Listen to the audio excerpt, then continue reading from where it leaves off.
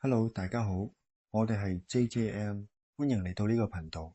今集個主題有啲唔同。最近航空新城金灣府好似有唔少人關注，我都上網睇咗一下資料，然後見到一路之隔嘅金灣寶龍城。呢個寶龍城2年之前曾經因為商業爛尾同交樓質素備受爭議。雖然個商場已經復工，不過開業時間已經一拖再拖。最新消息係今年下半年開業，所以我今集同大家一齊去睇下周邊環境。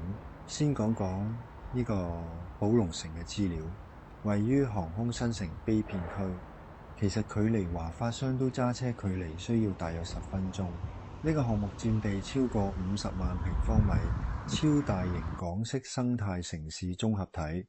原本計劃包括住宅、大型購物中心、5星級酒店及甲級寫字樓於一體，商業規劃10萬平方米。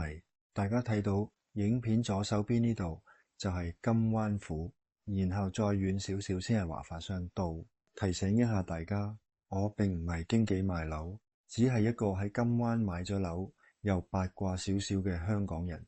商場地盤嘅進度，大家自己睇片吧。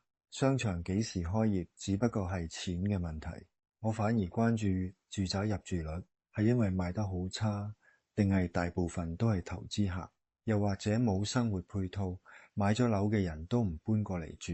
呢個盤肯定仲有貨賣緊，不過你哋真係唔好買，睇都唔使睇，唔好浪費時間。亦都提醒一下，睇緊片而又想喺大陸買樓嘅港人及華僑，一定要記住唔好太過相信嗰啲將來嘅發展規劃，尤其係準備退休嘅人士。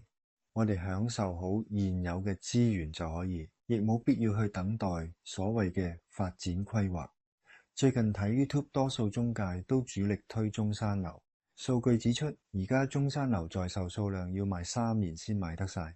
雖然中山樓係平啲，但大家真係要睇清睇楚樓盤位置及生活配套。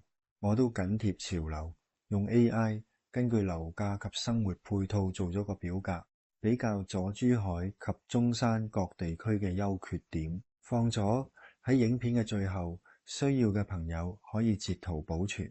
AI 個排名同我自己嘅諗法都有啲出入，大家拎嚟參考下就好。大家請記得讚好影片及訂閱頻道，多謝大家收睇，下一條片再見。